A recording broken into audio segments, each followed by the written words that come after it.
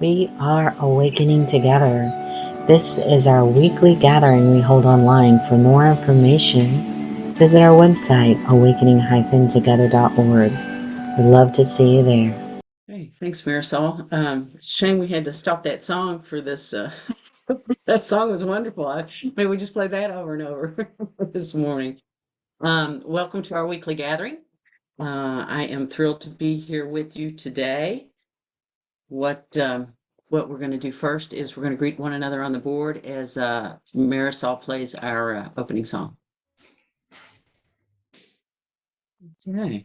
It's fun seeing where everybody is. Fun seeing the weather all over the country because we got all of it on this one board, I think. What we'll do now is I will read to you our statement of purpose. We are an assembly of equals, joined in common purpose, awakening to one true self.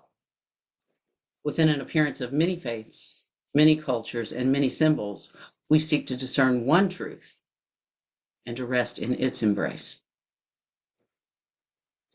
I will also read to you, we have 5 core values, and when we do the weekly gatherings, we pick the one that most closely tracks what our message is about for our homily. And this is one I'm still learning because I do this one over and over and over again. But I think that's going to be the point of the homily. This is what it's all about. So here it is. We accept one true self, which is one presence or being, non-dual, without beginning or end, and absolutely changeless. We live this value by practicing letting go of the belief in the individual self as who we are. So I'm going to read you that, how we practice this core value again. We live this value by practicing letting go of the belief in the individual self as who we are. So we'll talk more about that in a minute.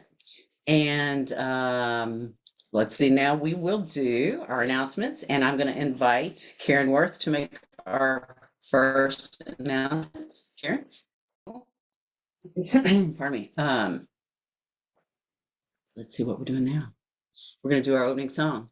I will just say before Marisol plays the song that this was a group and a song that Dan Wetzel, Dan was recently here for a visit, and Dan introduced me to this group and this song, and it's an introduction to basically where we find ourselves now, and hopefully we'll see some progression in the homily, and this gives us a starting point. But Marisol, go ahead, please. And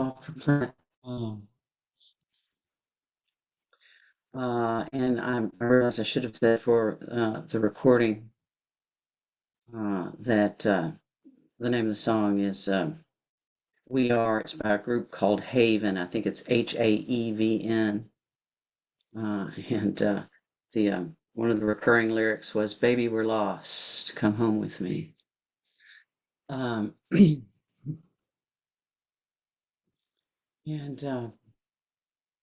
so let's take a moment. That was really helpful to settling in. Let's take a, there you go, Haven, Haevn. We are. Let's take a moment of prayer.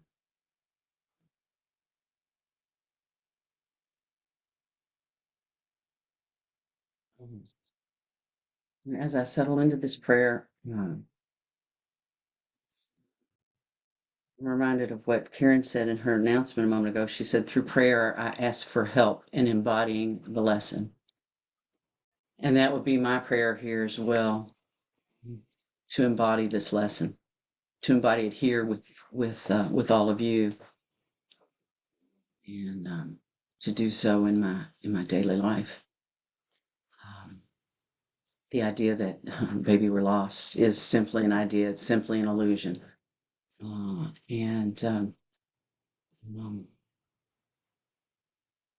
would ask for assistance to see that nothing's gone wrong. Nothing's been lost. We are all exactly where we need to be.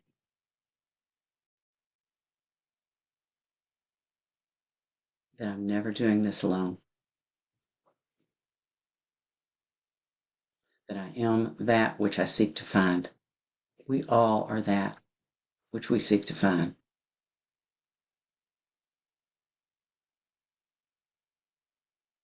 And Father, help us to hear what we need to hear, see what we need to see. I'm so grateful for this opportunity to do just that. Amen. Thank you.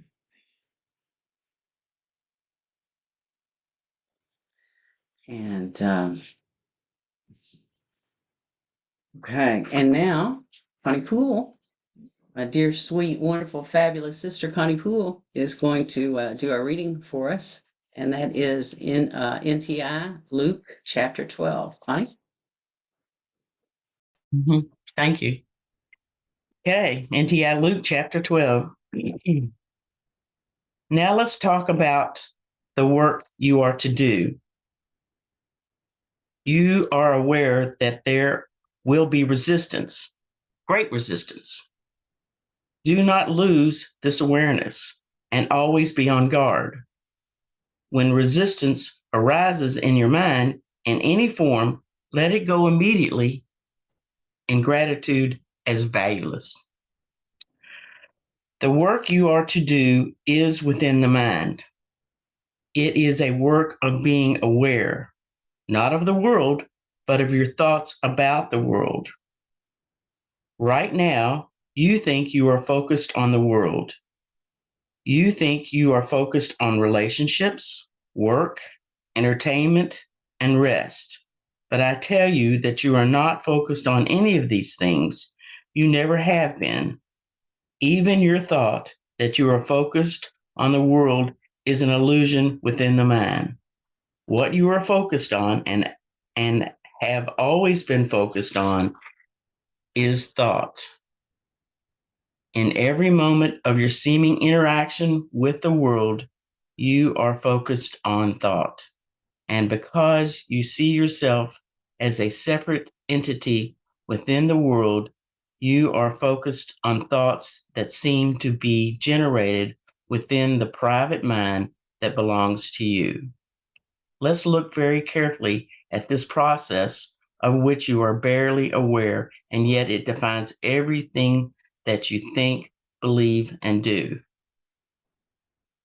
Whenever you look at anything with the body's eyes, there are thoughts in your mind about that thing. If you look at a chair, for example, you may think that it is pretty, worn out, available, desired, not desired, clean, dirty, etc., etc. The thoughts that come into your mind seem automatic, without any awareness or evaluation on your part. You make judgments about the chair based on your thoughts, and you may choose to sit there or not sit there based on your judgment. But you never look at, evaluate, or question the thoughts you hold about the chair. And this is only a chair. The process that you call thinking, of which you are mostly unaware, goes on within your mind regarding everything in your world. You make unevaluated judgments about the work you do, the relationships you have, the pastimes you choose, and the person you think of as yourself. These unevaluated judgments define everything and everyone within your world. They are allowed within your mind without your awareness, your questioning, or evaluation. So this is the work that I ask you to do. I ask you to slow down your pace a bit. You may choose how you will slow it down. Pick a method that seems most comfortable to you now, but find a way to reduce the distractions in your life so you can take the time to become aware of the thoughts that seem automatic in your mind. What are these thoughts? What are they saying to you? Why are you listening to them? Are they thoughts of love? Do not worry what you will do with these thoughts as you evaluate them. I will be with you, present in your mind, as you undertake this work of looking and questioning. For now, it is simply useful to become aware of the thoughts you think and are focused on when you think you are focused on the world. You may ask, why should I do this work, especially when there is resistance telling you that you have better things to do with your time? I tell you that until you have evaluated the thoughts that are within your mind, you are unaware of why you do the things that you do. Without the awareness that comes from this evaluation, can you be sure that you are storing up the treasures that you want stored up? If your time is spent based on the judgments made by thoughts that are not truly valuable to you, whose treasure are you storing up? Is it truly yours? But if you look at your thoughts, evaluate them, and determine that they are valuable to you, and then make your life by following these thoughts, well, then you can be sure that you are storing up treasures that have meaning. So, first, look at your thoughts. Then, when you have become aware of the thoughts you have allowed there, we will evaluate your thoughts together according to what is truly valuable to you. Do not worry about your progress on this path that you travel to healing. To be on the path and aware of the path and thinking of the path is enough. Let me tell you a secret that will make your journey along this path simpler and more joyful. The secret is this. As you travel this path, you will only have two experiences. It may seem like many, but in truth, it is only two. One experience will speed you along your journey in joy. The other will delay your journey a little while.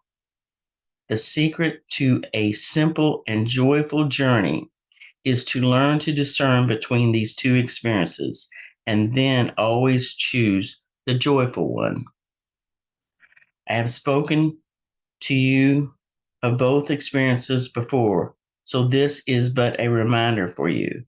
The only two experiences that you will know as we travel this path together are the experience of your willingness and the experience of resistance. Everything that you think you experience is either one or the other. Do not worry about the progress on the path. Do not judge your own thoughts or actions, for worry and judgment do not bring joy, and so they cannot be willingness. Discern carefully, my friend.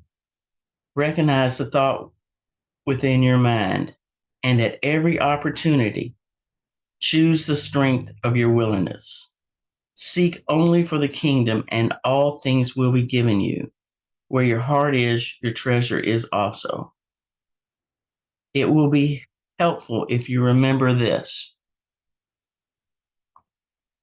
God's will is that you be perfectly happy in every moment of eternity. That is simple.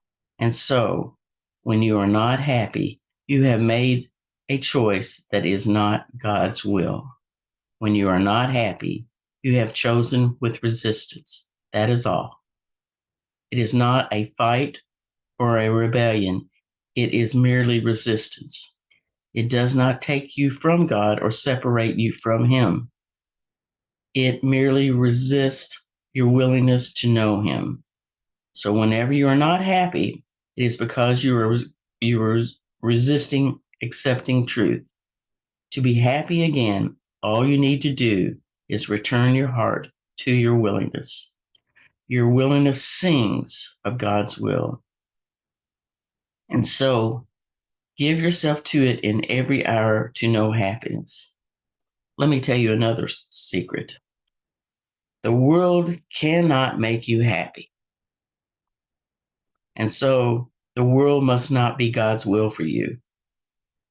Do not worry about the world. Let the world take care of itself and trust that all things are handled in a loving way. You, my friend, are to follow your own heart. Set your feet on the path to healing and let your mind stay with the joy that comes from your willingness. Give no thought to anything else, and you will make yourself truly helpful to all. And so, my brothers, I say to you all, pay attention to how you are feeling. When you're not feeling joy, you have chosen resistance. Do not worry about your mistake. It is not held against you. See it only as a wake-up call and a reminder to choose your joy and willingness again. In this way, you wake yourself up. In this way, you make a choice that sets you free. Thank you. Thank you very much, Connie. That was lovely. Well, I got about 2 hours of material here, so settle in. It felt like it felt like I struggled this week. I mean, I knew what I wanted to talk about, but I couldn't seem to jump in, right? I couldn't seem to get going on this. And it's funny, and I've said this many, many times, as Connie read Luke chapter 12, which I have read, I promise you, hundreds of times. As Connie just read it, man, it just blossomed. So when I get together with you guys in this room, the shared intention, I can only assume, just really opens things up for me and helps us all. I hope helps us all see what we need to see, and that's what we prayed for, isn't it? Um, so let me just say that I will try and take you along my bullet point journey here, and we'll see if we stick to that or end up back in Luke or both. Uh, interesting to me, at the very least, when I sat down to go, okay, how do I say what I want to say? I found myself back in Regina's homily from last week. And that was called Our Role in Awakening, I believe was the name of it. And if you didn't see that one, go to Awakening Together's YouTube channel and listen to that, because it's very, very helpful. I am going to give you the highlights of that. I'm going to review what I heard. And use that as a starting point for what I want to talk about. So Regina talked about how a sense of self is created in the brain through thought, emotion, and sensation. And she described how remaining neutral allows the harmful neural pathways involved in creating that sense of self, how remaining neutral allows those neural pathways to dry up. And as those pathways dry up, we become free of the sense of self. The sense of self, she described the sense of self as the feeling that I am this person with these desires, these values, these things I don't like, this past, this desire for the future. She also talked about self-awareness and distinguished that from the sense of self. She said self-awareness is just the sense of being, just the sense of I am. So as the brain changes in the sense of self, stop it, cat. So cat's doing like this to my papers. Maybe that's my clue to just throw them out. But as the brain changes and the sense of self dries up, self-awareness increases and makes us ripe for awakening. So, and I've mostly read that to you, and I know that can start to sound really dry. So let me recap my recap. The recap is the brain creates the sense of self. It does that using thoughts, emotions, and sensations. What we want to do is remain neutral, so that the brain network that creates that sense of self out of thoughts, emotions, and sensations, those little neural pathways, those dry up. When those dry up, we become free of the sense of self. And then we can rest in self-awareness. When we rest in self-awareness, that's what the masters have called becoming ripe for enlightenment. So we have our part to do, and the mystery has its part to do. We can make ourselves ripe for enlightenment through spiritual practice. And the practices that Regina talked about were meditation and mindfulness. Those are the practices that change the brain. Those are the practices that help us be neutral as we experience what we experience in life. They change the brain. They help us, and thereby help us drop the sense of self and rest in that place where we are ripe for enlightenment. So we do that through spiritual practice. And she says what makes the spiritual practice effective are three things. One, having an intention, which we call spiritual aspiration. Two, being consistent, which she called devotion. Cooperating with the process in every way that we possibly can. And number three is trusting in the process. Again, trusting in that mystery. Having faith in that, right? I'm doing the practices. I'm having faith in that. I'm coming from there. I'm not coming from, well, I didn't do my practice yesterday. Having faith in the practice, having trust in the process. And she says, okay, great. So how do you do it? She said, mind, well, I'm not sure these are her exact words. What I interpret her to say was mind watching discernment. Basically, that's learning the difference between ego and Holy Spirit. Disregarding ego, or AKA sense of self. Disregard the sense of self and follow Holy Spirit instead. So knowing the difference and following Holy Spirit instead of ego or the sense of self. This is how we do the practice. She also told us if we don't do the practice, we get caught in the loop, right? We keep reinforcing the ego or the sense of self. That's the alternative, right? Wake up or just keep reinforcing. Keep reinforcing. Try those neural pathways up or just keep living them. So finally, she said that our job, my job, is the intention and consistency and trusting the mystery to do its job.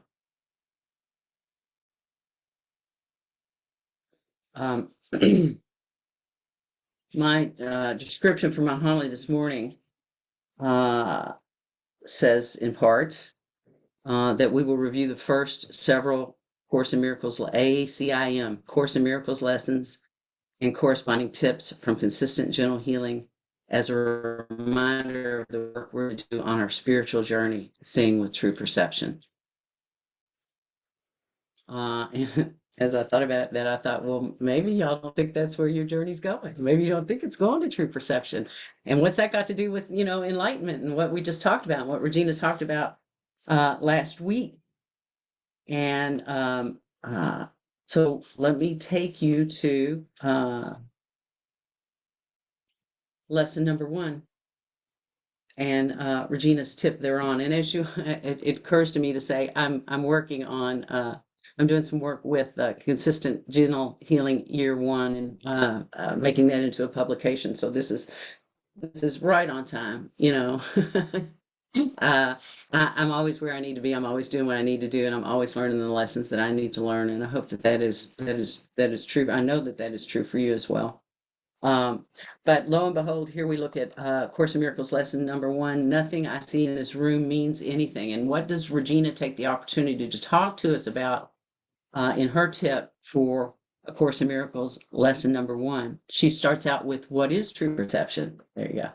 What is true perception? So what makes Jacquelyn think that's where we're headed? Here's why. She says, first, let me briefly explain what mistaken perception is. Mistaken perception is perceiving and interpreting the world through a self-centered mental filter known as the ego. The ego is basically a mental program that has been built throughout your lifetime.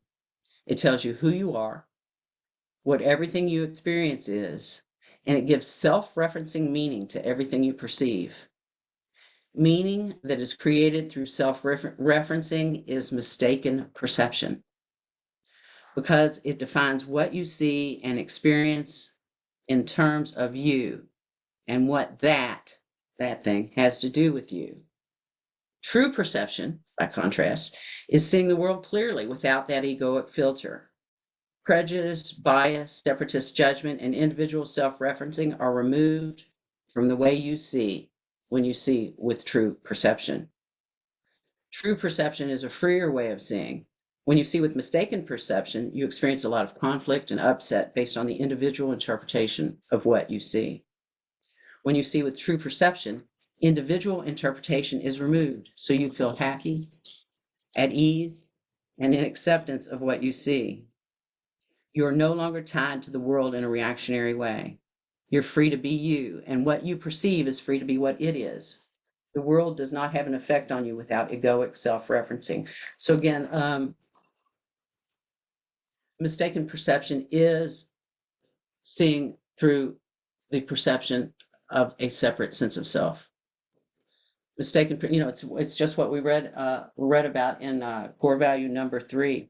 We live this value by practicing letting go of the belief in the individual self is who we are. So the move from misperception to true perception is the move from seeing through this individual sense of self to letting that sense of self go. When we do that, we find ourselves in true perception. We find ourselves exactly where Regina talked about. When we drop the brain-created sense of self, we're left with what we are. We're left with being ripe for enlightenment. We're left in that space where, as A Course in Miracles says, God can take the final step.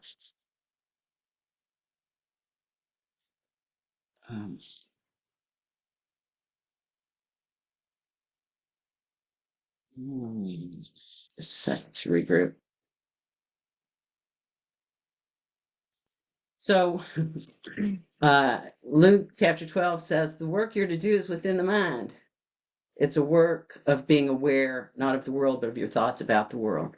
And so it's funny. Like I said, I've read Luke 12 hundreds of times, and maybe that I've done the Course in Miracles lessons that many times. Well, I've read them that many times. Let's say that.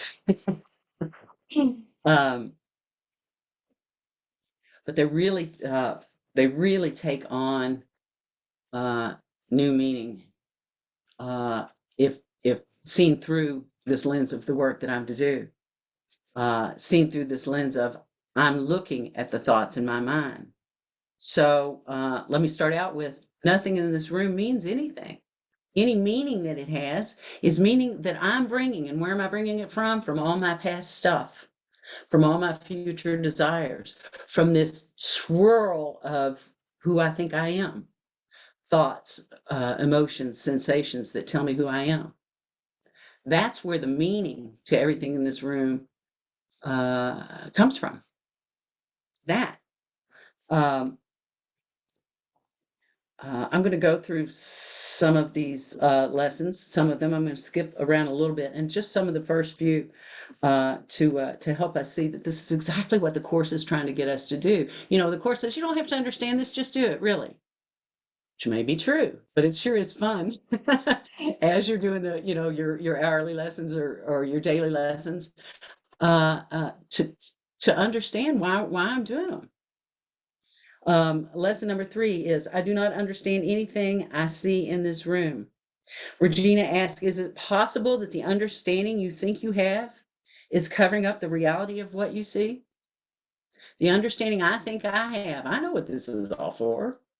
And how do I know? Because, the self knows. It's within this, the parameters created by this self, this way of thinking, which is itself misperception. So I do not understand anything I see in this room. Regina says, is it possible that the understanding you think you have, is covering up the reality of what you see? Is it possible that there's something here that is incredibly amazing and you do not see it because you're looking through a mental filter that thinks it understands everything it sees? What am I missing here? I'm missing everything that doesn't support my way of seeing the world. I'm missing any potential here that's outside of those parameters.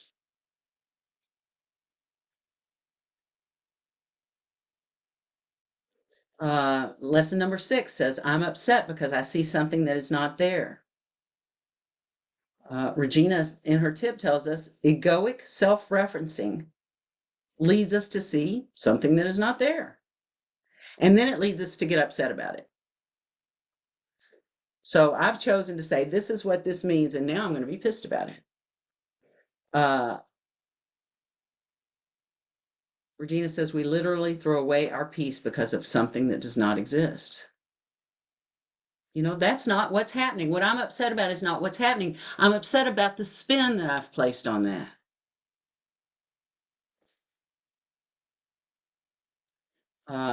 Lesson number 7 says, I see only the past. And interestingly, in that lesson, A Course in Miracles talks about a cup, you know, a cup you want to hold, a cup, you know, how much the cup will hold, whether the cup will break when you drop it, which is interesting because NTI talks about a chair and whether you like the chair. And we just read that in Luke. And Regina's, no, A Course in Miracles says, you would have no idea what a cup is except for your past learning. Do you then really see it? I know what this cup's for. I don't like that kind of cup. Look about you. This is equally true of whatever you look at. It's all based on what I think I know. And what I think I know is all based on a false sense of self. It's misperception.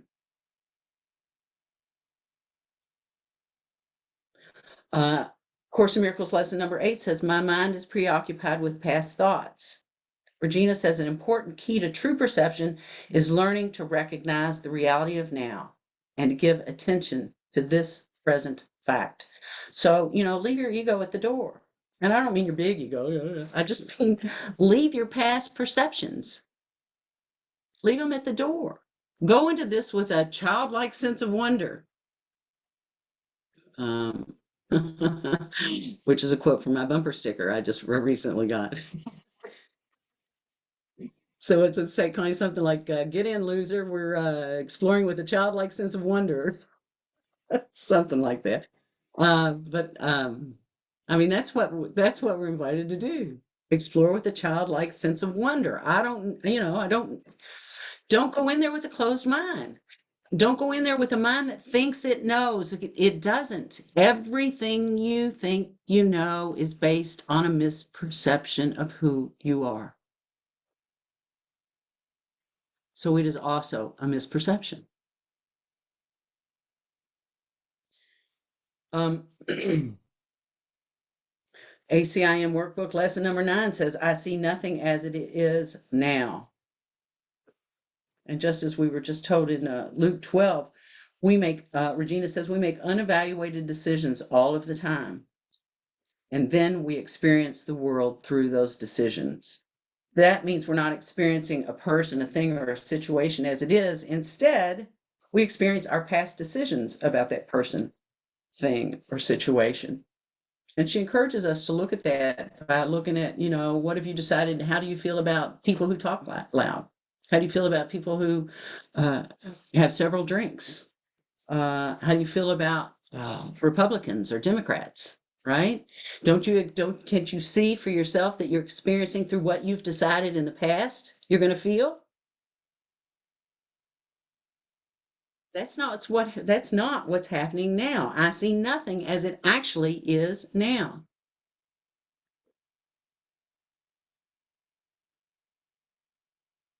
Lesson number 10 says, my thoughts do not mean anything.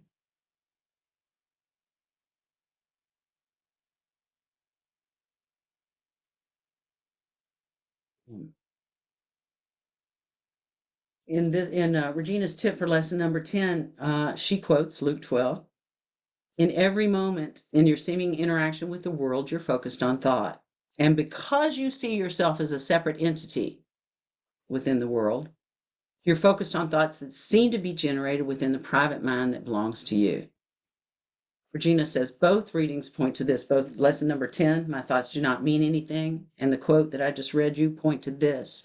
You are not who you think you are. And the thoughts that speak to you as if you're this person are illusions. That is why your thoughts are meaningless.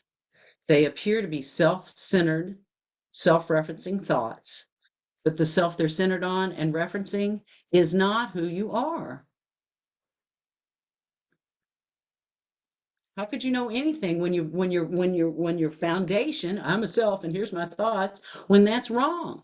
And this is what we rely on, right? To guide us through daily life. Oh my God. It started out wrong.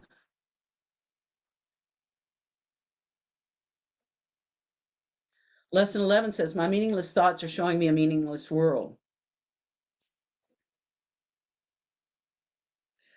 In her tip for this lesson, Regina says, you do not look directly as the world as it is now. If you did, you would see with true perception. Again, instead, you interpret everything you see and experience through self-referencing thoughts, which are centered on a self that isn't you. In other words, and this is the point I've been making, in other words, the foundation for everything you see in the way that you see it, and for everything that you experience in the way that you experience it, is a mistake. Since the foundation for the way you interpret the world is a mistake, it's based on a you that you aren't. That's a mistake. That's the foundational mistake. Since the foundation for the way you interpret the world is a mistake, everything you see and everything you experience is misperceived. Your meaningless thoughts are showing you a meaningless world. How can you possibly hope to sort through what's going on when you're seeing through a mistaken perception, mistaken foundation?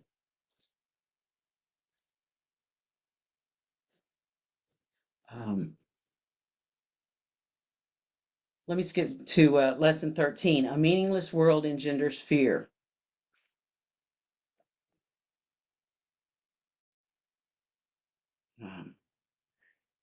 And in her tip, Regina says, the false idea about who you are is held up and maintained by the meaning your thoughts give to everything you see and experience.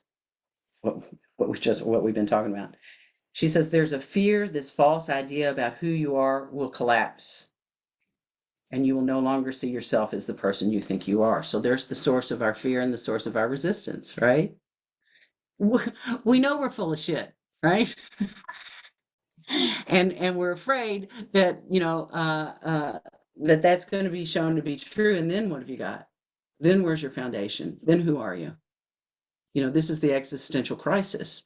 If I'm not this person that I've decided, if I'm not this person, who am I? What does anything mean? What does get your cat had her is trying to get a drink of my tea and had her foot down in it. Dog. um, yeah. So talk about pulling the rug out from under you, right? The lesson says it's essential, therefore, that you learn to recognize the meaningless and accept it without fear. And Regina says it's essential to realizing your true self, because in order to realize truth, you must let go of the meaning that supports and maintains the false. Remember, that's what we talked about. Giving up the believing attention that we would place on ego thoughts, or the thoughts that are seen through the sense of self, that are generated in order to maintain a sense of self, giving those up for the thoughts of Holy Spirit.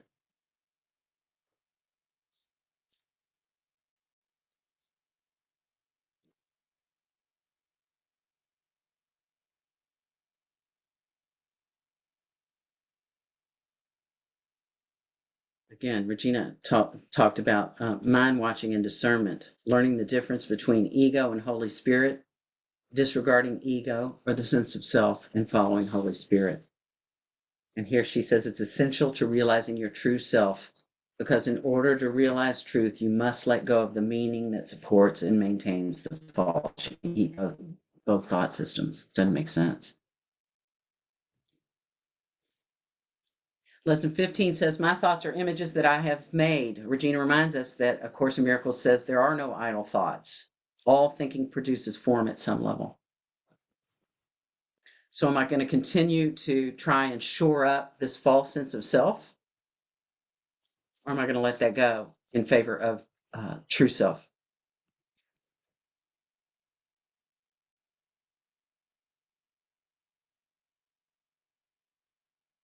Lesson 16, same thing. I have no neutral thoughts. Every thought you have contributes to truth or illusion. Either it extends the truth or it multiplies illusions. That's A Course in Miracles said that. Every thought you have contributes to truth or illusion. Either it extends the truth or it multiplies illusion.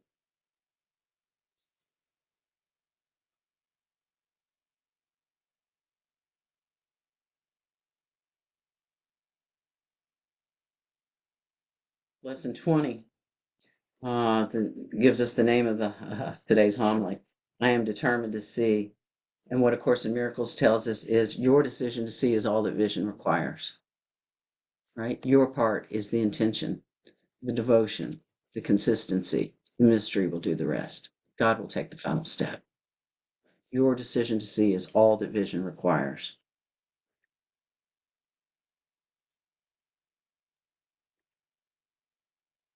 I'm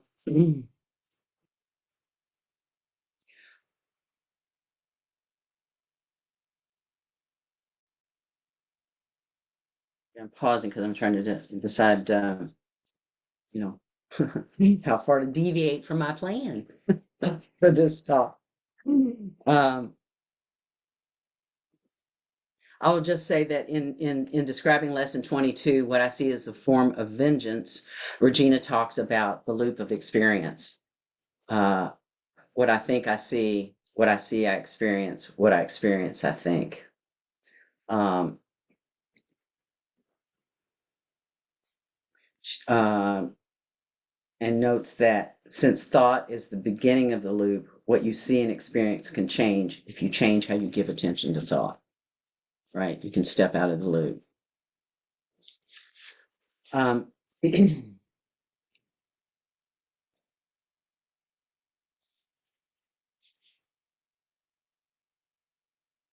looking for my, sorry, I'm looking for my prescription again, which said that we will explore together the subtlety and pervasiveness of the ego thought system and how what we've been asked to do becomes lost in everyday life. So let's talk about that for a minute. How does what I'm asked to do become lost in everyday life? Well, I walk around thinking I'm a person. Connie will forgive me for, I know she will, for using our experience as an example, but those are the experiences that I have. And imagine this, it was on the golf course. Clearly we play a lot of golf. We played golf the other day, and there were a couple of incidents. One, only one of which Connie may be aware. uh, one, I'm hitting a shot from 120 yards out, and Connie's walking up next to the green. I'm aiming for the green. I'm like, Connie, you need to move, or Connie, if you stand there, I might hit you. And she just walked on by the ball, and then Debbie said, my sister Debbie said, Connie, did you hear Jacquelyn? Connie said, I heard her. And I'm like, well, then why didn't she answer me? Uh, another incident on the golf course that during that same round, I was ready to putt. I thought I was up, over the ball, ready to putt. And then Connie walks up, hadn't gotten ready or anything. Again, Jacquelyn's perception. Connie walks up and starts to putt. I'm like, okay, go ahead. So I step away from my ball. I said, I was up there ready to putt. She said, I thought I was too. All of this seems silly. It took me a minute to let go of that, the putting incident. All of it seems silly. It is silly. Who gives a rat's ass, right? I mean, only a self that thinks it's, I don't know, in some kind of competition with the world, moving through the world. And this is the way. She obviously has no respect for me. If she had any respect for me, she'd acknowledge when I spoke, or she'd wait till I got through putting. She thinks she's the best golfer in the world. Blah blah blah blah blah blah blah blah blah. I mean, the mind has all kinds of reasons to be upset. And really, ladies and gentlemen, think about it. That's ridiculous. It's ridiculous that I spend my time in that bullshit. And that's all of life. That, I mean, I'm assuming that all of you have experiences like that. It's stupid shit. It's just stupid. And yet we're upset. And like I say, the putting incident, oh my God, it took me 10 minutes of wow, wow, wow to my sister Debbie to get over it. So I don't know that that's subtle either, y'all. I thought we were going to talk about the subtlety of the ego. That ain't subtle, but it's certainly pervasive. It's certainly pervasive. I think, I think I'm an individual trudging through life, and this is how it ought to be. And if somebody, has any respect for you, or somebody, but you can see how this all, and that's just one really minor incident, but you can see how all of this revolves around who Jacquelyn thinks who she is, and who she thinks Connie ought to think Jacquelyn is, and this whole self-image. And it's all based on a mistake about who I am.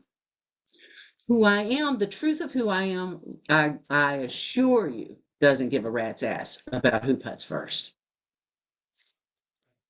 Who I truly am really recognizes what we're told in lesson 36. My holiness envelops everything I see. My true self goes, you want to go play golf? Yes, let's go play golf. Right? Oh, look, Connie's putting.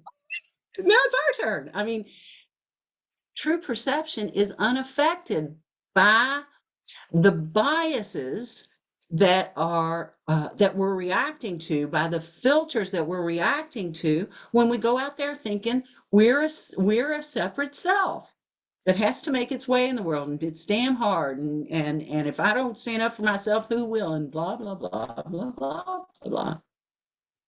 True perception is just out there having a good time, hitting the ball.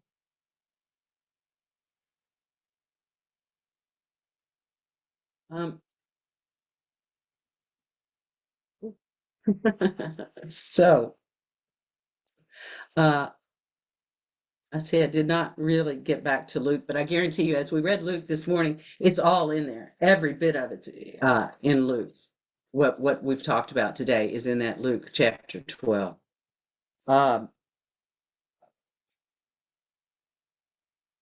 how I want to finish this up, and I see we're running short on time. How I want to finish this up is tell you that my holiness envelops everything I see is really what I feel the call to be, certainly for me at this time.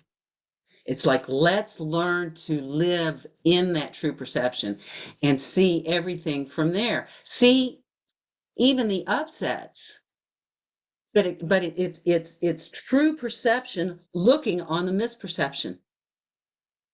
As our friend And often says, it's looking at it instead of from it. It's seeing the upset and saying, oh, I see where that's linked to that sense of self. Right? It's not keeping score or how am I doing on the path. And NTI said, don't worry about that. Just do the process.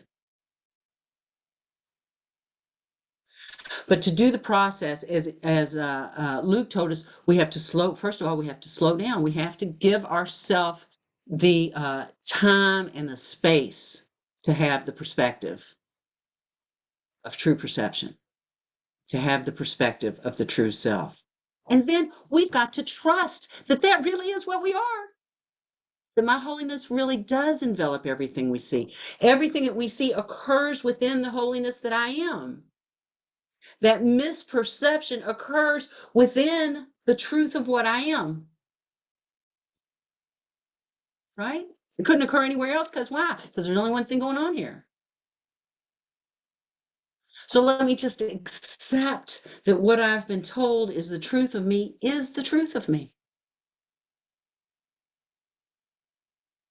And let me look and see where I'm siding with ego as opposed to siding with true perception, where I'm storing up the treasures of the ego instead of storing up the treasures of the true self. This is my job. Notice, look, everything I see has only the meaning I gave it. I see only the past. These lessons mean something. Let me take the opportunity to see them at play in my life and to apply them from there. I'm going to stop because it's time to stop. And I'm going to ask Marisol to play, I guess it's our second song, but it looks like it's probably going to be our last song. But go ahead, Marisol. Thank you. This is also an opportunity to donate to Awakening Together. Thank you, Marisol. Very simple, sweet song. We have 2 minutes. I would love to have your shares, your reflections on what we talked about. Connie.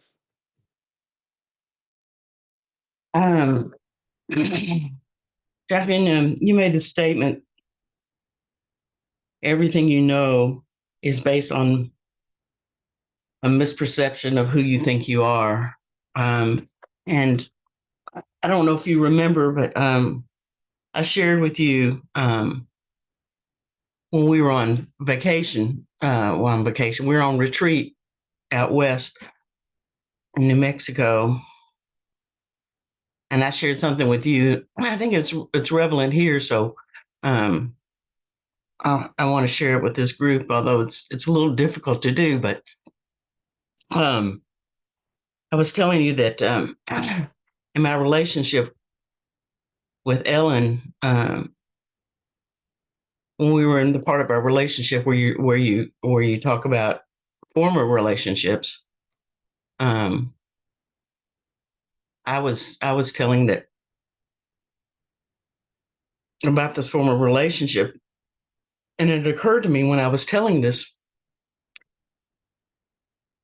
that there was no Connie separate from this former relationship, and all of a sudden I realized there is no Connie.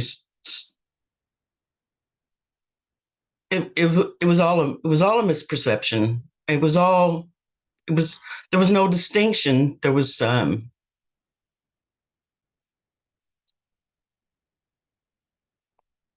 of a sudden I didn't know who I was.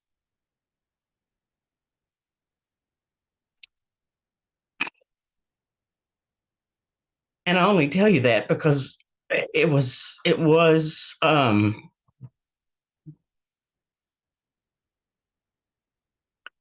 absolutely the statement you made. Everything you think you know is based on a misperception of who you think you are. I didn't know who I was as a separate individual. And again, it just makes the point that there is no separate individual. It's all a misperception. So thank you. Thank you for a great Sunday homily. I love you, dear sister Connie. That was beautiful. Thank you for sharing your direct experience with that. Thank you for reading today. Thank you all for being here. Stick around for fellowship. Love you all. Thanks so much.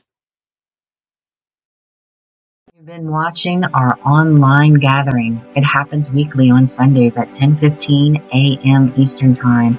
To join us live in the sanctuary, visit our website, awakening-together.org. You'll want to click on Online Sanctuary in the main menu, and then in the drop-down menu, look for How to Enter the Sanctuary. Right there at the top of the page is a clickable link. We'd love to see you in the sanctuary and join with you in fellowship. Thank you again for watching. Also, please know that if you'd like to stay connected via the Awakening Together channel here on YouTube, you can subscribe and hit the bell for more notifications. We hope to see you in the sanctuary.